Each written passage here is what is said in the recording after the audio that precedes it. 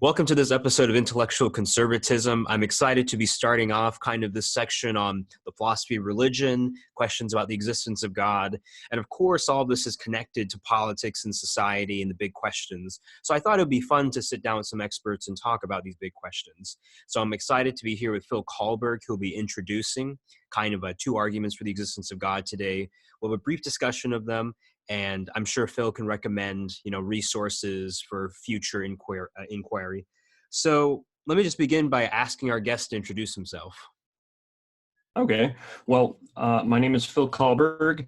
I have a master's degree in philosophy that I finished about 3 years ago now. I go around presenting philosophy papers at professional academic conferences. I just finished writing one yesterday analyzing American society and toxicity and whether or not there is such a thing as toxic masculinity. I'm going to be presenting that at the Society for Pentecostal Studies in March. They got a meeting out in Los Angeles. I run a weekly podcast called The Examined Life with Phil, where I try to apply philosophy to all aspects of life. So I'm a Christian philosopher, so I wind up doing some apologetic stuff. But I've done other stuff where has looked at systems thinking instead of linear thinking that philosophers like me like to do. I did a whole podcast on why conspiracy theories are almost always wrong. I did a giant series on the problem of divine foreknowledge where I talked to a proponent of open theism, a Molinist, a Thomist, Calvinist, and a simple foreknowledge guy. And right now I'm in the middle of doing a big series on science, creation, and evolution. And I'm just about to wrap that up. Only got a few more people. And I've been pretty busy. Last week I even had a debate with somebody on inerrancy. So wow. And now I'm talking to you this week. So yeah, it's like what they say, everything happens at once. And then I'm going to have a whole month where nothing happens and everything will happen at once again. So yeah, is that how you prefer it, or do you like kind of consistent spikes?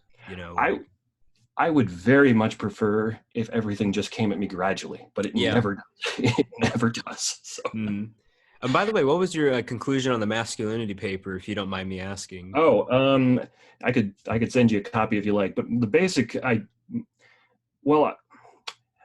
isn't a simple conclusion, but roughly speaking, most people who talk of it in the media don't know what they're talking about and haven't thought about it thoroughly. There's only two possible ways you can talk of toxic masculinity consistently. You can either say there's something inherently wrong with masculine in all men, which I don't want to say for obvious reasons, and not just because I'm a man. I wouldn't want to say that about women either. Or you can say that when men tend to go bad, there's a way they tend to go bad that, well, not exclusively male, women are unlikely to do. So a man would be more likely to go bad and get very violent and aggressive, where a woman's going to do that, but not very likely. Mm-hmm. And essentially I went through and then argued that, yeah, this is kind of happening more, or at least it seems to, but I think the problem is more centered in the fact that our culture routinely demeans men, and there's a lot of fatherless people in America. There's a lot of boys who essentially grew up and are not men, even though they have full-grown bodies, because they weren't raised by men. They weren't raised by fathers.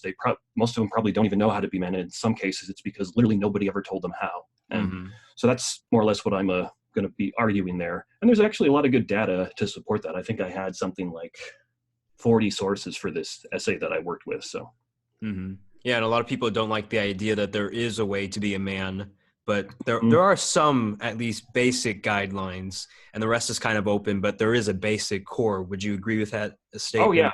Oh yeah. Definitely, men will.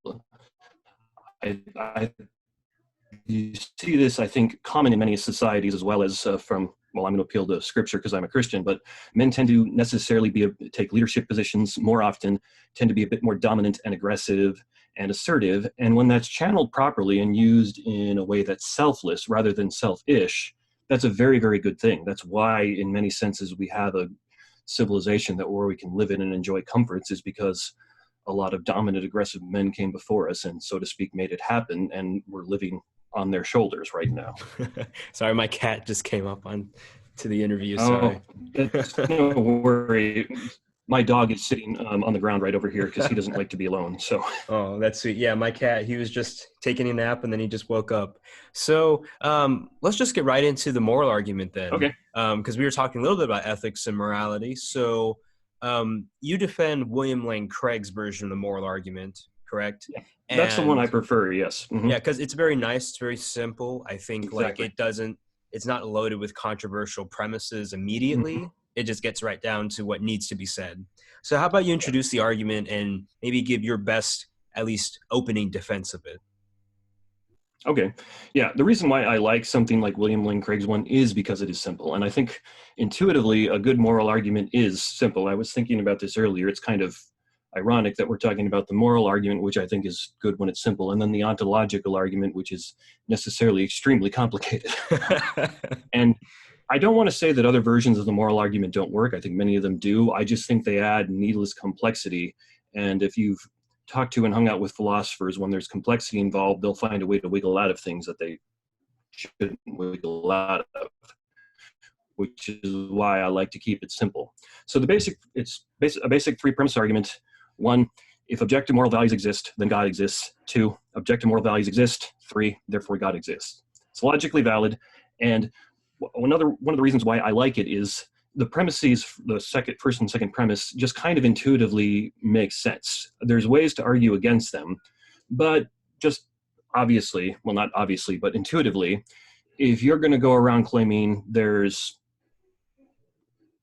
evil in the world, which most sane people would recognize, then you have to say, well, there's such a thing as good, because in order for there to be evil, there has to be good.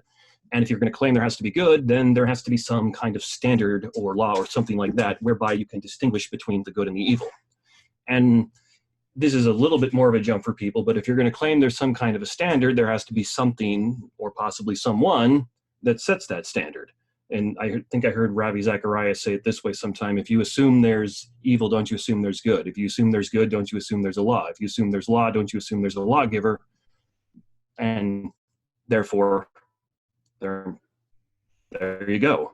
There's objective morality is tied to God.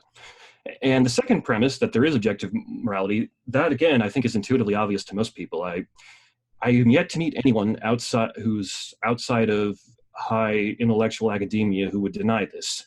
The only people I've met who would deny this are some moral and ethical philosophers and other people who are essentially seem to have been educated too much so they deny what seems obvious to everyone else. Yeah. And that's a kind of a little bit of an unfair way to say it, but I do think that a basic good philosophical principle is you should believe what your senses and your mind tell you in the absence of a good reason to doubt that. So like my favorite example is, right now I believe I'm talking to you, we're having a conversation and all these things.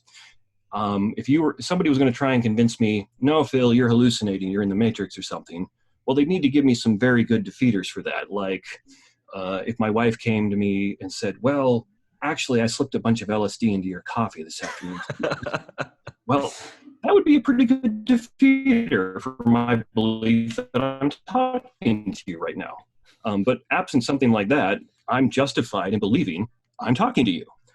And I think we can turn around and apply that to the existence of objective moral values, because virtually every culture and society that I've ever looked at did believe in the objective moral values. I don't think we could ever do a survey of every human who ever lived on this, but I bet if we did, probably about 99% of them would believe in objective moral values. So I think that we have very good reason to say that is the case, and the burden would be on the people who want to deny that. They'd have to give us some very good reasons to say, here's why 99% of you are wrong. And as of yet, I haven't heard them. I've gone to philosophy conferences and read some books and tried to listen, and I haven't thought very much of the reasons why they've tried to say, here's why 99% of you are wrong. Mm-hmm. So I mean, and what was it like? Even a while back, the Phil papers sent out a survey for philosophers, and I think 56% of them were moral realists, and then like moral relativism and nihilists or whatever, they were like in the minority compared to. Oh yeah, yeah. Mm-hmm. People really are moral realists, it seems. At least those who are consistent, maybe. Yeah, I would say that probably even the philosophers who aren't moral realists will then like qualify their non-moral realism in such a way where it's not the same thing as like nihilism or relativism. I still would want to say, I think you're being inconsistent, but most of them probably don't want to go as far as nihilism or moral relativism. Like they'll say, something like morality is an illusion foisted on us by evolution, but it works within our social setting or something like that. So they're quasi-relativists, but not relativists in the same sense that where anything goes. They would say, well, it's not anything goes, but it's what's acceptable within our culture and within our time, and that's evolved differently than it was like 3,000 years ago or something like that. And yeah. Okay, so let's just break down the structure of the argument now. So it's Modus Ponens. I know that Craig usually presents the Modus Tollens version. So, would you be willing to defend either or would you prefer sticking with the Modus Ponens version you presented? Oh, I think it works fine either way. I think it's a valid argument either way. So, as they say, one man's Modus Ponens, another man's Modus Ponens. So that's right. Yeah. All right. Well, let's just sit with the Modus Ponens version then. So the most common first objection that people bring up when they hear an argument like this is, oh, well, what are you saying? I'm not a good person because I don't believe in God. And you have no idea where that conclusion came from because the argument says nothing about the person or the individual themselves. It's just if there are objective moral facts and duties, then God exists. There are objective moral values and duties, therefore God does exist, right? I mean, that doesn't say that if you don't believe in God, you're a bad person. So I'm just interested, let's just probe that reaction first and just see why do people come to that knee-jerk reaction? It's interesting why they come to that. Partially, I think it's because they're looking for any objection, and that's one of the first things that pops into their mind. But that response just confuses ontology and epistemology, and I'm sure you're familiar with that, but for people who aren't, ontology is the study of how and why things are, what is their foundations, and epistemology is the study of how we come to know about it. And this argument it's not the ontological argument, but it's an argument about ontology. It's an argument about the way things are, which is, well, we see this objective moral realm, we perceive it, we observe it, whence from it comes, what's its foundation? And that says nothing about whether or not you are or are not a moral person. It says, well, why are there moral things? It's a bit like thinking of, if you live in a house, does the house have a foundation? And that's, in this case of the moral system, it would be God's the foundation for the moral system would be what this argument entails. Now, that doesn't say anything about whether or not you are a moral person, as you just said. I mean, you could go live in your house with no conception whatsoever that there's a foundation. Now, I think it'd be kind of dumb, but you could do it. You could be completely ignorant of the fact that your house has a foundation, still live in it, and have a fine, decent life there. Likewise, you could be completely ignorant of the existence of God, or even be absolutely convinced he doesn't exist, and still be fine with morality, epistemologically speaking, that is. You could still live it in as much as any human being can, relatively decent moral life, and not go around asserting your will over others and dominating them in horribly aggressive, wrong ways. Mm-hmm. And I think it's weird for people to think about morality ontologically. Like people kind of nowadays, they just think, well, if I believe it to be the case, then it is the case, right? So like if I don't believe in God, but I'm a good person, then well, I don't need God for morality. And that kind of, I don't need God for morality, that's kind of an equivocation, right? Because as you said, right, it's not, the epistemic question is not the same as the ontological question. And moral argument's an ontological question. So, I mean. Exactly. Yeah. That's a very common error that I've noticed people make. In fact, the debate I did with the guy on an errand seat just about a week and a half ago, he was failing to make that distinction left and right. And I didn't realize it much as in the debate as I did when I listened to it afterwards. So, but yeah, that's a very common distinction that people fail to make. And I think in the case of somebody who hasn't studied philosophy and doesn't pour into this stuff like I like to, I'm willing to give them kind of a bit of grace there, because are you going to hear that distinction anywhere outside of philosophy? No, probably not. Yeah. But that's why it's incumbent on me to explain that when I give the argument. So let's now get into the first premise of the argument, right? So someone might say, all right, let's look at the first premise. If objective moral values and duties exist, then God exists. They might say, well, how did you get the consequent from the antecedent, right? So what is it about objective moral values and duties that makes it such that God exists, if that makes sense, right? Like how does the former provide evidence for the latter? And I think you kind of phrased it, so you use Ravi Zacharias' argument. Okay, yeah. It's awfully Mhm. close to Douglas Gavite's argument, if I'm remembering properly. So I don't let's think I'm familiar with how Douglas Gavite does it, but I'll take your word basically for it. like goes up to like the lawgiver, right? And the lawgiver has to be personal, has to be perfectly good, so forth, so forth. So let's just run that down again. So what's the relationship between objective moral facts and duties in God's existence? Well, I would say that God is the ground of all things, so therefore morality flows from him. And that's obviously not going to convince anybody because I'm not arguing for it yet. And that would also answer the Euforo dilemma, which says, well, if God commands it, does that make it good, or is the good beyond God somehow? And you don't want to go with either. Well, the answer to that is just say no. What's good is good because God is good and it flows from his nature. Mm-hmm. And really it comes down to, well, once you know that there is objective morality, whence from it comes, it has to come from somewhere. Per the principle of sufficient reason, everything has to have a reason for its existence, unless you're going to deny that, for the principle of sufficient reason, in which case you're either rational can do if somebody's going to reject that. So then let's examine what the candidates are. Well, God's a good candidate for the obvious reason that just intuitively, the whole idea, as Ravi Zacharias runs through it, that makes sense. You can see that. Well, what are the other candidates? Well, you could say that maybe, as a lot of people say, evolution kind of foisted it on us for survival and reproduction. But if that was the case, then morality wouldn't be objective, because it'd be very easy to see how, if a few things had gone differently a couple million years ago, we'd have evolved a completely different morality where we think things like rape is really good because it propagates the species, even though it's quite clearly not. It's quite clearly evil and wrong. So you don't really get objective morality from evolution. You could get something maybe, but it's not going to be objective. Mm-hmm. So that one's cut out if you agree there's objective morality.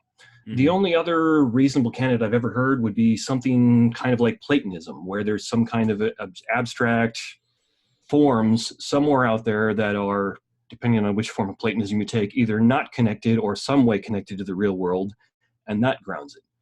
And so the only real candidates are God or Platonism. And because Platonism, that would ground it, I'll grant them that, but Platonism has all kinds of problems that I don't see if you just turn around and appeal to God. So that's why I would say God's the best candidate for where objective morality comes from. I've known some people who've argued like, okay, look, leave aside the philosophical kind of jargon, right? Like I just know, right, that like, let's say it's good for me to preserve, right, my existence. I want to survive. I have these sets of desires. These desires come from evolution. Everybody also seems to have these desires, right, because we've been biologically programmed this way. So I've heard some people, like, this is kind of like considered pseudo objective morality, where it's like, well, everybody objectively, subjectively has, right, these same preferences or whatever. Do you think that's a sufficient response? Do you think it answers or gets us any further? Or do you like, where could you see like a theist coming in and saying, wait, no, your explanation's still incomplete? Well, I think of two objections to that. I'll go with the easy one first.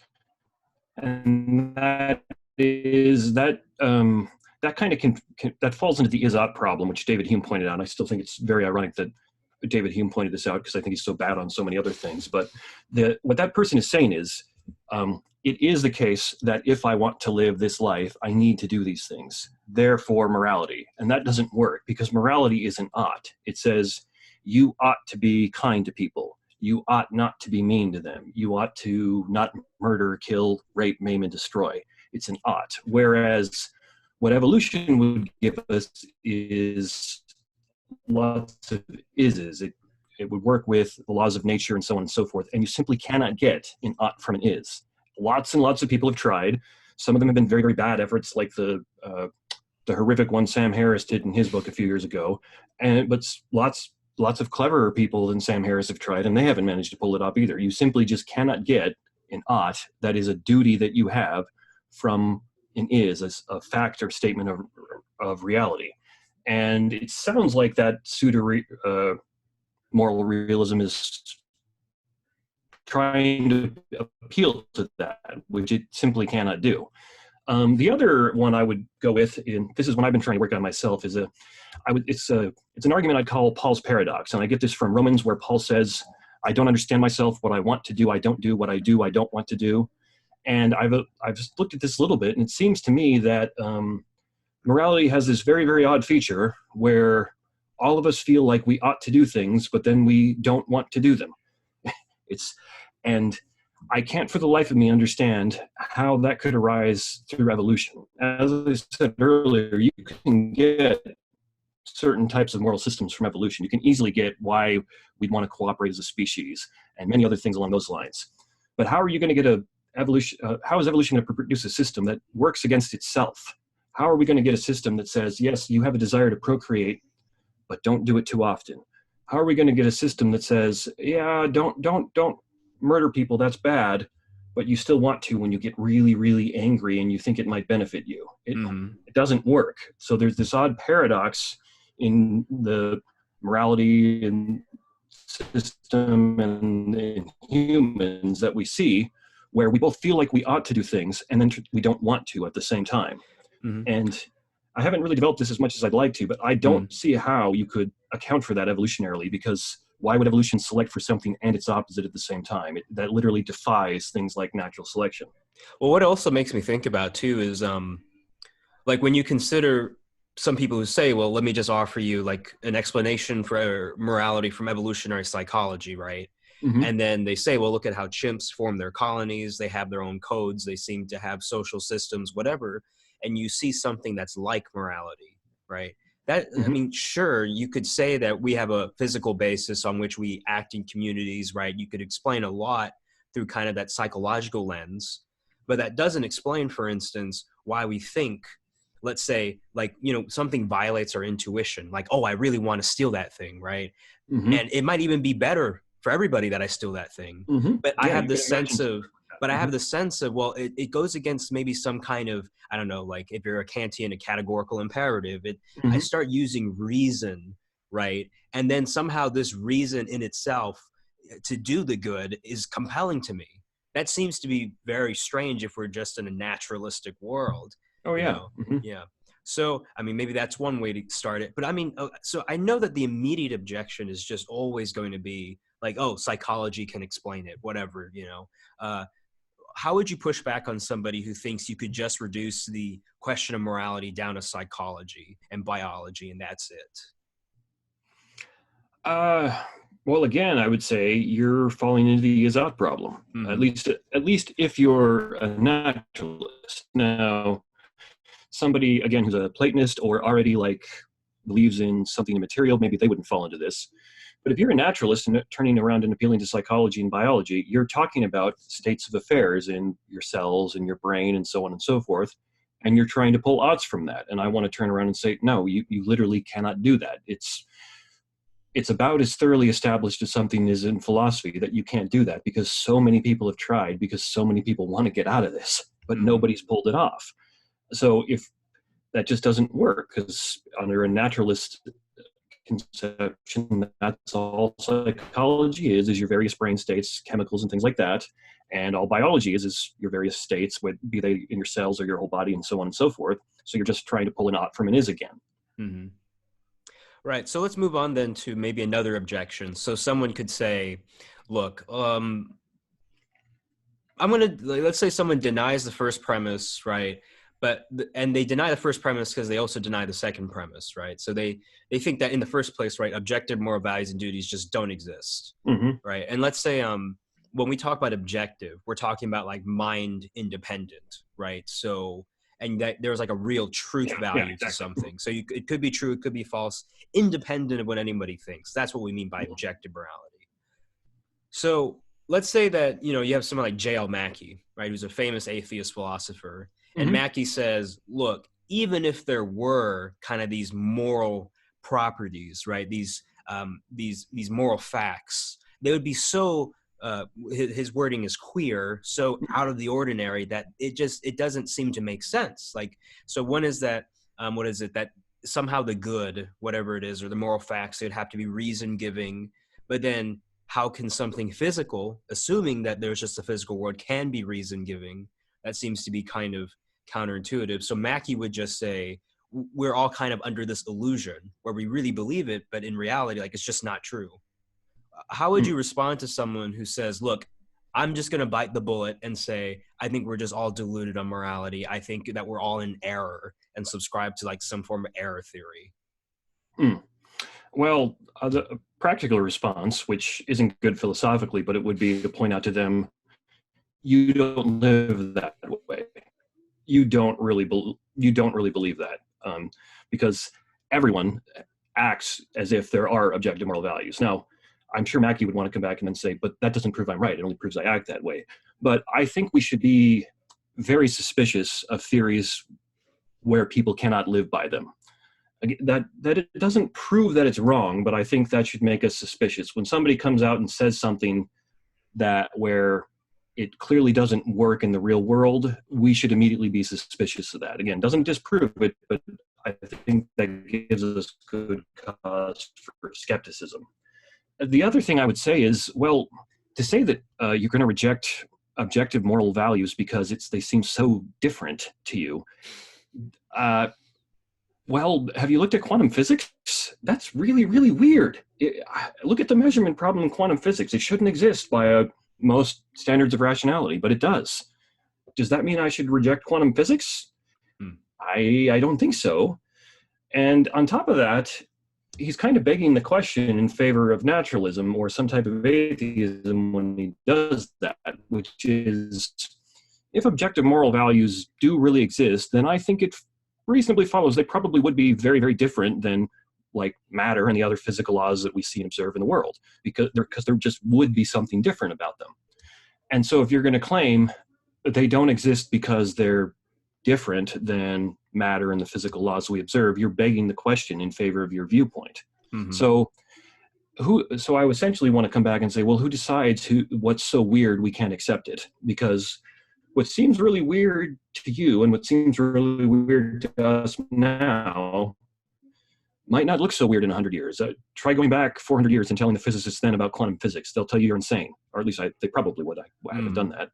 So I don't think that's a very good standard for prima facie ruling something out like that.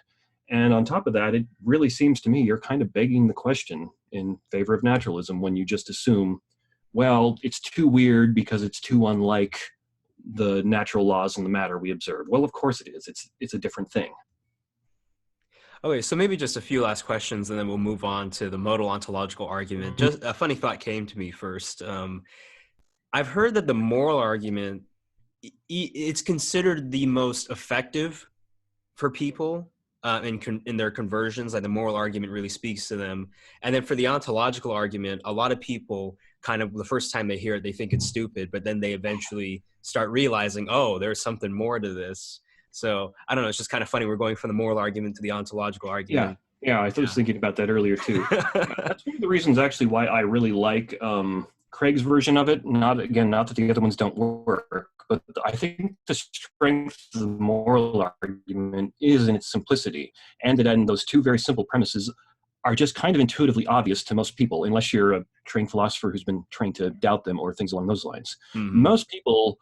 I think most people in the world, you just give them this argument, they're going to go, oh yeah, I get that. That makes sense. Even if they don't believe in God and don't want to, they're going to still see the force of that argument. And that's what's really good about it. So, well, so moving on to maybe to the last few questions about the moral argument. So I think one point that I've been trying to hit on, or at least discuss, is the question about, well, why does it have to be God who grounds morality? Why can't it be, I don't know, and then evolution, psychology? That seems to be the big question. People don't, if they're really just like being honest, right, with their intuitions, and as you brought up in the beginning, just like being consistent, right? Like if someone has a really counterintuitive kind of position, they need to defend that. They can't just say, oh, I don't have that intuition, and kind of run away with it, if that makes sense.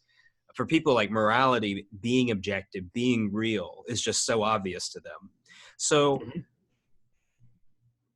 let me ask you maybe this two last questions, and then we'll move on. So the first question is, but why does it have to be God, right? And the second question is, what would you consider to be the best argument against this? view, and how would you defend the moral argument against that objection?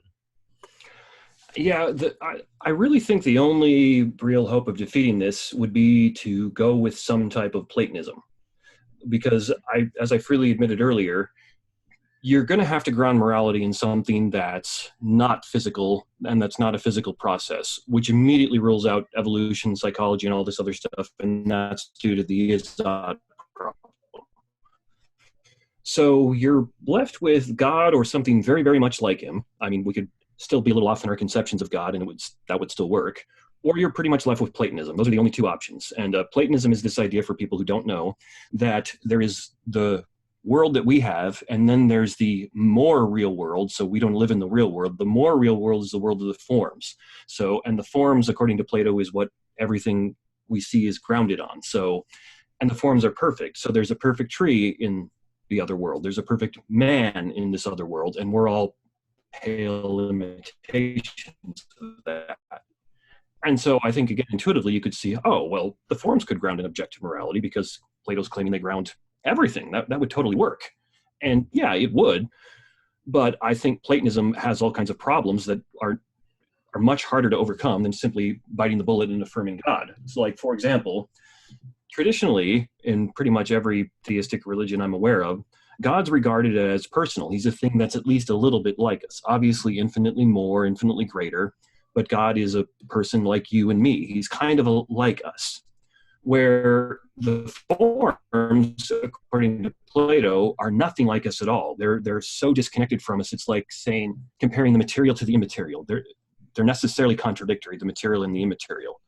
Well, it's probably even a little worse for the forms because of how unlike us they are. So how do you get any kind of connection between the two? I've heard some people call Platonism extreme realism, because, and the objection is there that it confuses the abstract, that is these forms, morality, and so on, and so numbers and other abstract things, with the concrete, the real things we literally do see, and applies more meaning to the abstract than it does to the concrete. It gets it backwards, so to speak. Yeah. So so I would say to somebody who wants to go to Platonism, that's probably your best bet. But I don't think you can overcome all these problems. And in fact, the only way I've ever seen anybody try to, I think, successfully overcome all the problems with Platonism is to bring God into the mix and use it all together, which, well, that doesn't help you if you're the atheist naturalist. So, well, another thing too is in William Lane Craig's debate with Eric Wielenberg, I think Craig made like a really awesome point. He said something like, okay, so on Wielenberg's view, like this kind of godless normative realism, you have like this abstract property that gets associated with this act, right? But by some kind of supervenience, you know. But exactly. then the question is, why is it that property and not another property? Like, why is it that when I show love and affection or I show kindness, that those properties are super, you know, kind of imposed onto the world? Why not? And then Craig uses like numbers or some other kind of property, right? So you already need some kind of limiting principle. And it seems like the best limiting principle would be a rational intellect. You know? Something that's personal, that can make decisions and decide, as opposed to like some kind of impersonal law, which would give you then good cause to go, oh, well, maybe this is God or something really, really like it. And the relations between like the properties and the acts would be totally accidental, you know? So you wouldn't even really have like an objective system of morality. It would just be kind of like you flip the coin and see what your act is or whatever, you know? It doesn't seem like our world. Yeah, it'd be kind of hard to see how they're actually objective in that if it's accidental. Yeah. All right. Well, let's now go to the modal ontological argument. So this argument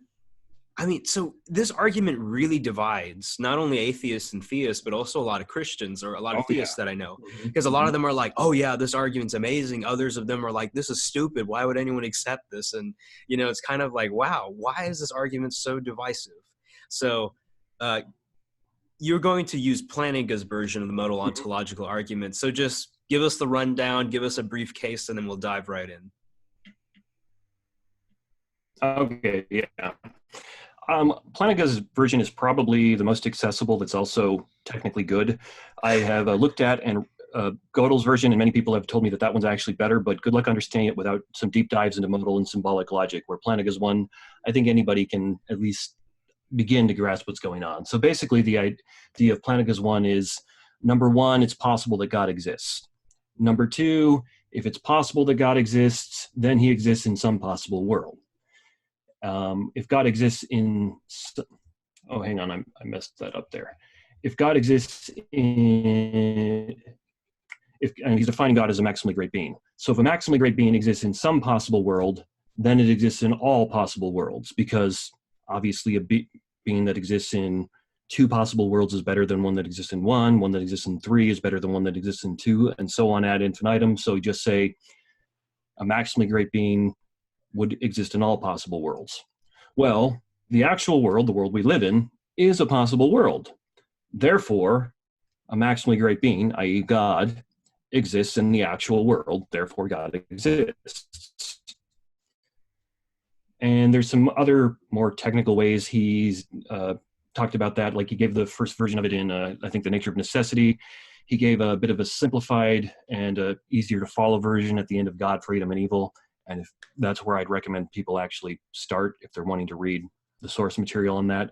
I read that back in college and had to read it like 3 or 4 times before I started to understand it. It can be a difficult book to read, but you're better off starting there than in Nature of Necessity, because if you haven't studied philosophy, that will drive you away. So don't start with that.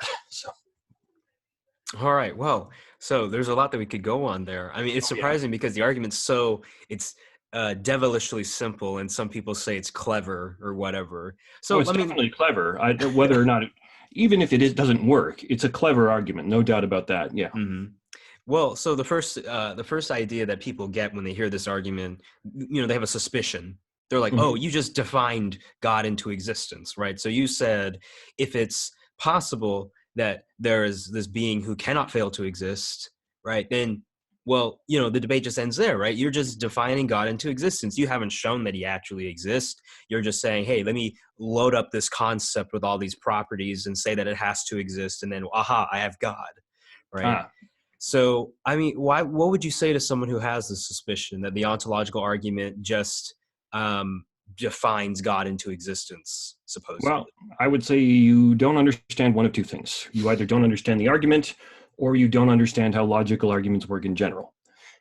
Because in a certain sense, I could turn around and say that Aristotle's classic argument about Socrates, all men are mortal, Socrates is a man, therefore Socrates is mortal. I could say that defines Socrates into being mortal by saying, well, all Aristotle did there is define men as mortal right there in the first premise. So didn't he just define Socrates into being mortal? And most people would want to kind of balk at that, and they should, because that's dumb. Obviously, that's wrong. And it's similar to that with the ontological argument. The distinction here is, though, that where Aristotle's argument had 2 distinct premises, the ontological argument really only has one premise, which is it's possible that God exists, and then you're applying modal logic axiom S5 to it. And so if modal logic axiom S5 is valid, then it totally works. It's a valid argument, and you're not defining anything into existence. It just looks a little odder because it's essentially a single premise argument, and those are rare and kind of weird. You don't really get taught single premise arguments in intro to philosophy classes for very good reasons, because then nobody would take intro to philosophy classes. So, well, and could you also define what modality is for those who are not familiar? Absolutely, good idea. Yeah, modality is just the study of what it means for something to be possible and what it means for something to be necessary. So, and that's why we use the language of possible worlds when we're talking about this. So a necessary thing would be something that cannot fail to exist or necessarily follows from something. So in a deductive argument, the conclusion necessarily follows from the premises, or here's a way I like to explain it. If I've baked you a cake, you know that necessarily at some point in the past, the ingredients existed for that cake, because there's a necessary relationship between a cake and its ingredients. You never get a cake without ingredients, at least in some way, in some sense. And so those are easy examples of that. And it's similar with possibility, where there's all kinds of things that are possible, but just don't actually exist. It's It's possible in the sense that there's nothing incoherent about it to say, well, Hillary Clinton could have won the last election in America, because that certainly could have happened. And it's even possible for very, very weird things to happen that don't happen. Like maybe next time Donald Trump answers the press, he decides to stand on his head while answering the questions. Well, that's coherent and possible. It's never going to happen, but that's possible. And so modal logic is this study of how all these different types of concepts, possibility, necessity, relate to each other. And when you get deep into it, there's several different types of necessity, there's different types of possibility, and people come up with various types of theorems and axioms. Axiom S5 is one of them, that where they're trying to essentially puzzle this out. And one of the nice things about modal logic is it did not arise for philosophy of religion and apologetics. It was purely the study of logic that led rise to it, and then only later did Planck and some others turn around and go, oh, wait, we could really make use of this for the ontological argument. And so I could be a little mistaken about this, but I don't think anybody really questioned the validity of S5 before it started getting used for the ontological argument. And in the study I've done of this, axiom S5, which represents the logic that's going on in the modal ontological argument, is generally pretty well regarded by people who do modal logic as the way to go. They say, yeah, this is valid, this works, it's the way to go. There are a few dissenting voices, but even the dissenting voices I read would say, I'm dissenting, almost everyone disagrees with me.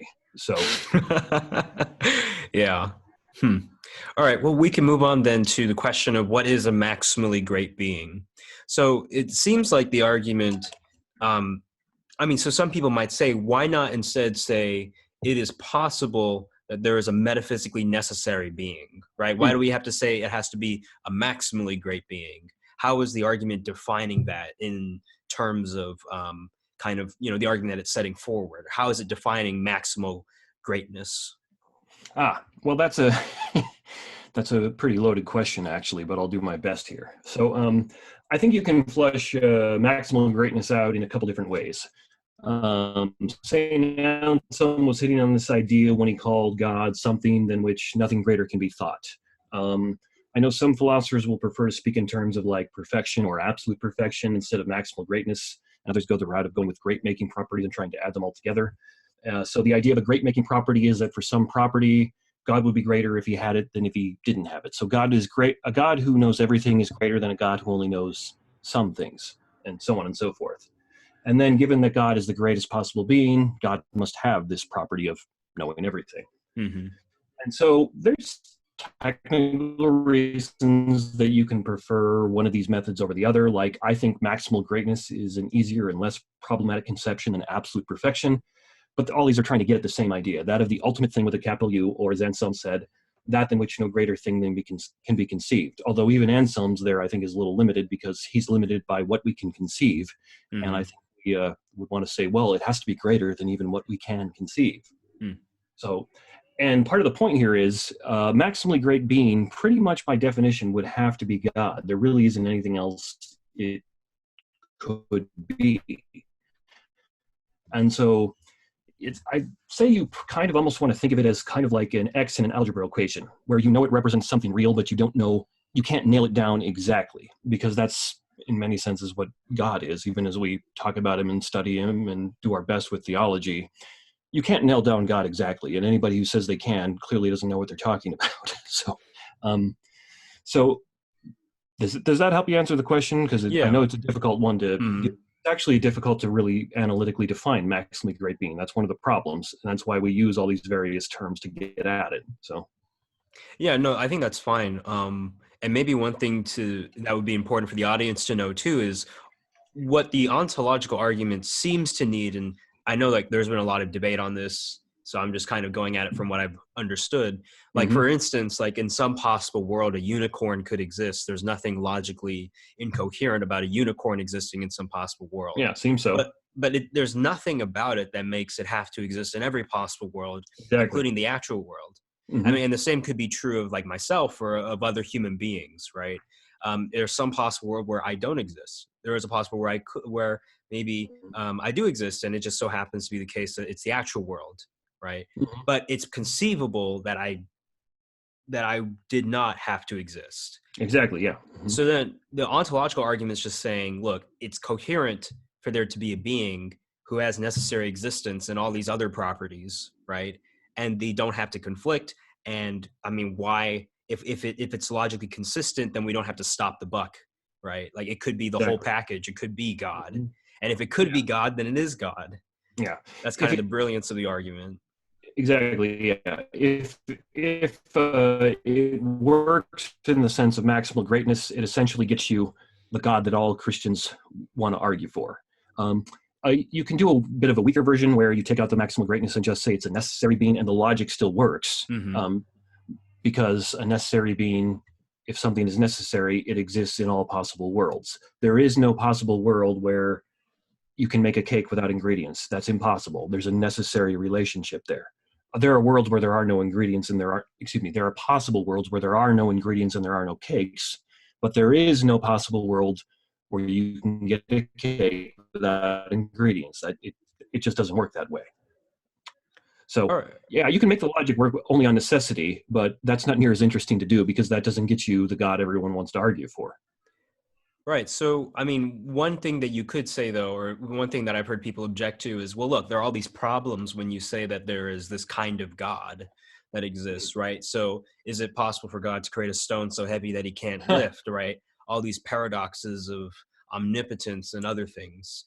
I'm just interested, so Yuji Nagasawa kind of talks about like the maximal compatible set of all the properties, right? So do you think that's a possible road, or do you really think we could like preserve, like, okay, yeah, God, like, what's your take on the properties of God and harmonizing and avoiding the paradoxes? Well, I like, his approach is actually very clever. Yugen Nagasawa, did I pronounce his name correctly? I know Eugen. Yeah. Okay. I know who you're talking about because I've looked at some of his stuff, but I haven't actually met him, so I'm sure I'm mispronouncing his name, and my apologies.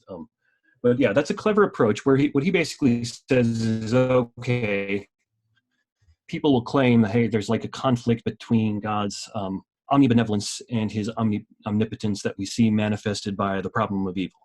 And he'll say essentially, okay, let me just give that to you, and I'll back off a little bit on one of these traits, so then you don't have the problem. I'll say something like, well, yeah, God is omnibenevolent, but he just isn't quite as powerful as we think, so he actually can't stop all evil.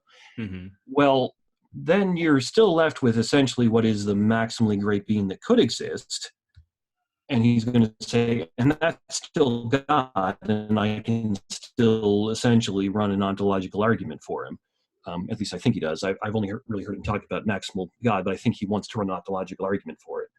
And that's clever because it's essentially saying, well, if I give you that, I may have to change my theology a bit, and I'm going to have problems with some like Christian denominations that say God is omniscient, omnibenevolent, omnipotent, and so on and so forth, because I'm going to have to deny the creed they're going with. But I'm still going to get something very much like God. I'm still going to get something that's infinitesimally more powerful than you or I, even if it's not omnipotent.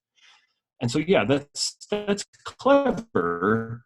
But in one sense, I kind of think he's, well, it depends on what he's trying to do. If he's just trying to say, look, as a tactical position, even if I give you what you want, it's not going to get you what you want. Great. That's a good way to argue. Just assume something for the sake of argument to demonstrate it doesn't go where you want it to go. So say to the atheist who's arguing that, well, this conception of God has all these problems, you can turn around and say, well, look, even if I give you what you want, I'm still going to be able to argue for something very, very much like God, not really quite a God with a small g, but not a God with a capital G, something in between. And I know you don't want that, so why go this route? But then on the other hand, like, I've tried to read into some of these claims that like there's some contradiction in the concept of God, and I've just never been able to find a good substantiation of it, because prima facie, I just can't see any contradiction between God being omnibenevolent, omnipotent, omniscient, necessary, and all these other traits that people want to give to him. The only possible candidate that I'm really aware of would be things like the problem of evil and the problem of divine foreknowledge, which are big problems and big issues. But even there, I haven't really seen anybody demonstrate the logical contradiction, the incoherence. I've seen them give some very good appeals that make me really question things and really tug on my emotions, but I haven't ever seen anybody go, see, there's the connection. Here's why God's like a married bachelor or a square circle. Mm-hmm. Here's where it says -1. Here's where it says +1, and never the two shall meet. I haven't seen it. And I haven't read everything everybody's ever done on this, but I've tried to be somebody with my ear to the ground, and I just haven't seen it. Well, that's kind of my impression too. Most people object to kind of the structure of the argument and not so much the concept of God directly.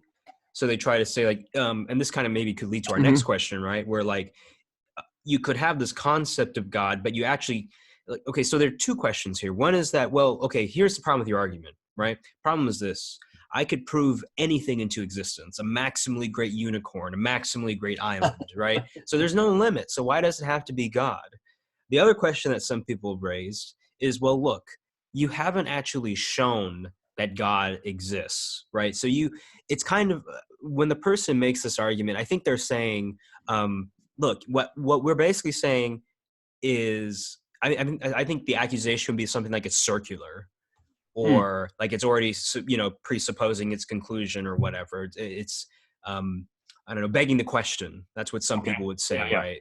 Mm-hmm. So, because I'm not sure exactly how some of those people have made those arguments, but those are two common accusations. So one is you're begging the question. The other one is this argument has no limit. I could have a maximally great anything. How would you respond to those two objections? Okay, well, let's take them one at a time. The first one is you absolutely cannot prove a maximally great anything with this argument. You only can prove a maximally great being, which has to be God. If your unicorn was maximally great, the unicorn would be God. If your island was maximally great, it would be God. And in effect, it's not a unicorn or an island anymore, because a unicorn is by definition a contingent thing. It comes into existence, it goes out of existence, it can die, it can be killed, etc., etc., etc. An island is by definition a contingent thing.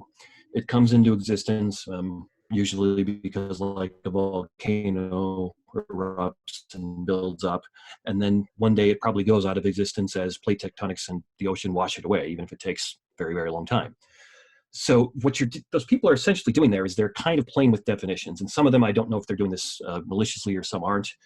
There's a very funny clip of William Lane Craig talking with the philosopher Louis Wolpert on YouTube, where Wolpert does this, where he essentially says, oh, well, it's a really great computer. And Craig's like, well, but a computer isn't self-existent. Wolpert's like, oh, this computer is. And Craig goes, well, a computer isn't timeless. Oh, this computer is. And eventually Craig's like, look, all you're doing is making this computer into God. If you give this computer all these properties of God, it's God. And sure, then I'll grant you, that works. But you've just turned it into God.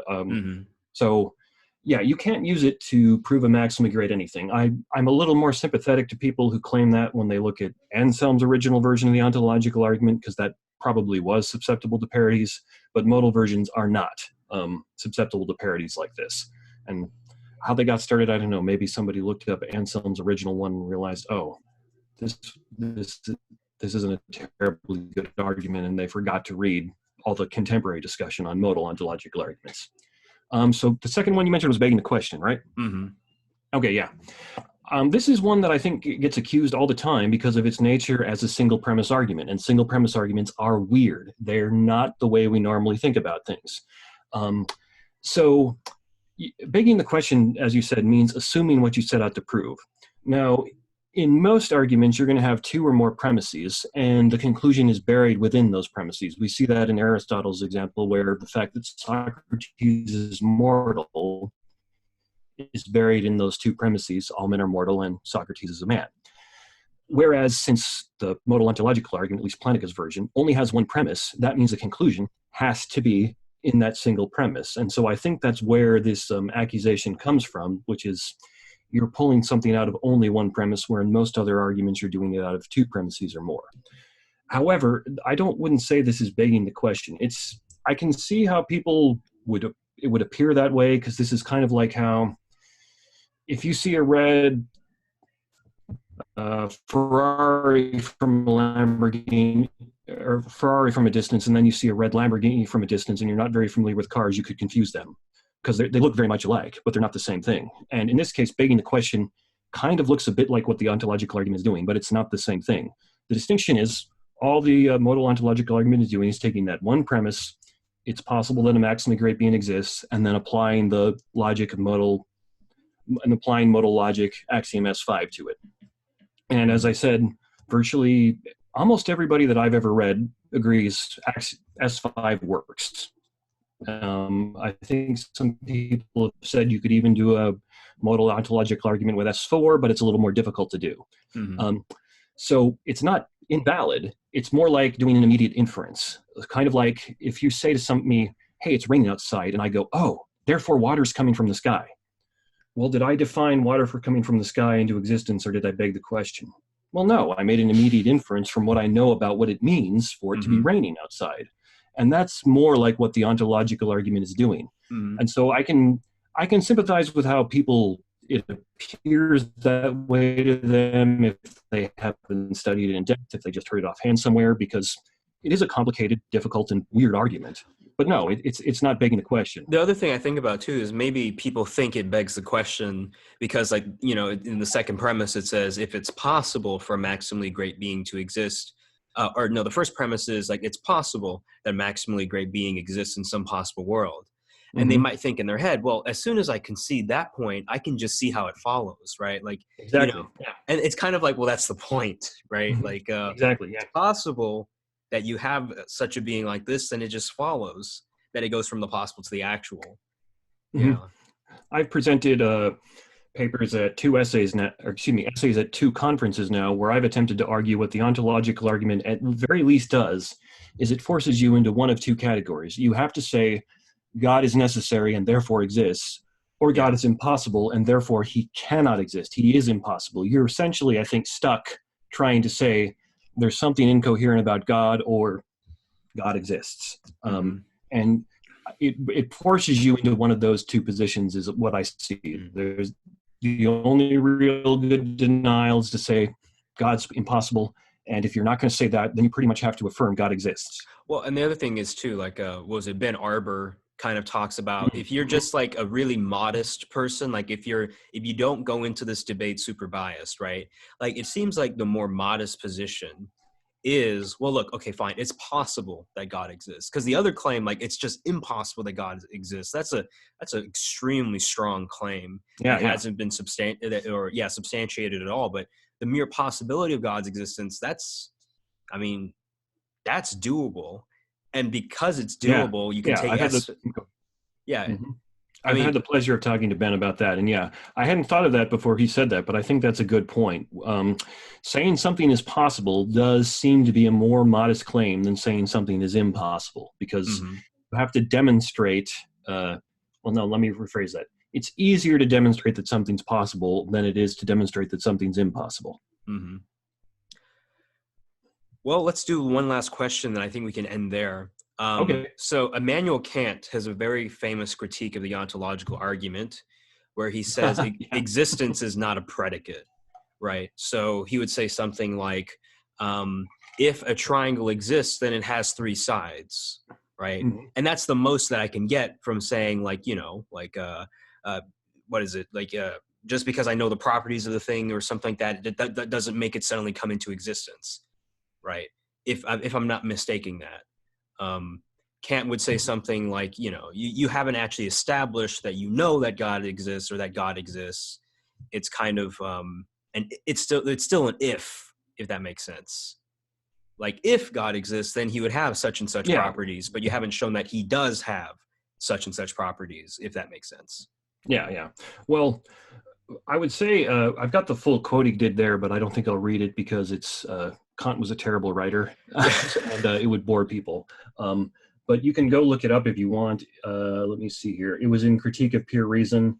The copy I have of that, it's on page 567 if anybody wants to look it up. But my short response is Kant's claim that existence is not a predicate or a property. It's ridiculous and extremely problematic. So let me go through my notes here. So I think we could say fairly that Kant's point here is that you cannot simply define things into existence. That is, I can take the concept of $100 million in my mind, add existence to it, and suddenly have $100 million because, hey, if I could do that, I'd have done it a whole long time ago, you know? Who wouldn't? And in this regard, Kant's exactly right. But this isn't what the ontological argument is trying to do. And it's worth noting that Kant predates modal logic. He didn't have access to this version of the argument we're working from. As Plantinga explains, if this had been the procedure that we're working with the ontological, if Plantinga says, and I quote, if this were Anselm's procedure, he would simply have added existence to a concept that has the application contingently, if at all. Then indeed his argument would be subject to the Kantian criticism. But he did not, and it is not. And the trouble is here that with God, Plantinga and Anselm have not taken a contingent thing and added existence to it like I want to do with $100 million, and I'm sure you do. Rather, what they're doing is considering the implication of what it means for a thing to be necessary or maximally great. Now, we can still argue about the argument other ways, like say, well, this concept doesn't work, there's something incoherent about it. So let me, a gentleman named Jerome Schaeffer summarized here how astonishingly bad Kant's argument is. He says, it's astonishing that this argument has stood for so long and is still commended by philosophers. For the argument, if sound, shows that nothing could be a real predicate. Suppose I wish to say that something is red, where red is intended as a real predicate, and predicate means property for people who aren't familiar with philosopher speak. In asserting that the thing is red, I would be adding my concept to the thing, and hence would be unable to say that the object as originally conceived is red, that the exact object of my concept is red. The argument which shows that exists is not a real predicate also shows that nothing could be one. In a sense, Schaeffer did a reductio ad absurdum of Kant's argument there and said, but if you're right, we can't really say anything is a property because we're always adding properties of stuff in our mind. Like, I just met you. Let's suppose we finish our conversation and then I learned something else about you, like, I don't know where you live. So suppose I find out somewhere or other what state you live in or something like that. Well, did I just add that concept, that predicate of you to my mind? It certainly seems so, but that's exactly what Kant's saying I can't do. So, yeah, I don't think very much of this objection at all. It's kind of astonishing to me that people run to it because existence seems to be one of the most obvious properties we have. It's very difficult to define it, but you and I both exist. The computers we're using to talk on exist. My dog exists. Your cat exists. The sun exists. There's something, at least a little, alike about all of us in that we all exist. Now, I had somebody object to me one time when I talked about this saying, but we all have it in common, so therefore it can't be anything. And I was like, what? Come on, no, that doesn't make sense.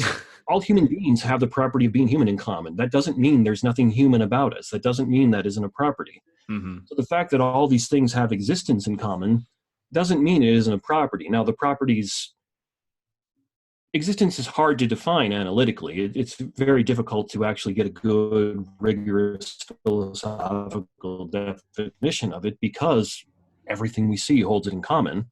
But it doesn't follow from that it isn't a real thing. It's one of the most basic things that seems to be. And again, there I'd want to appeal to my conservative philosophical system, which says, hey, when you see something, unless you've got good cause to doubt it, go ahead and believe it, especially if virtually every other human being agrees with you. And virtually every other human being certainly sees things that exist. So, well, I want to thank you, Phil, for this conversation tonight. So we discussed the moral argument, the modal ontological argument. I think one thing that has fascinated me about arguments for the existence of God, kind of, when I first started off doing philosophy, I was kind of looking for like a knockdown, irrefutable proof of the existence of God. And then over time, I started noticing like, wait, I think sometimes maybe people expect philosophy to do more than what it can actually definitely provide, So like to get to the God of Christianity or to get to theism or even to remotely accept deism, I think that there are other things that are going to compel you, and a reason, of course, is one powerful thing that can move you.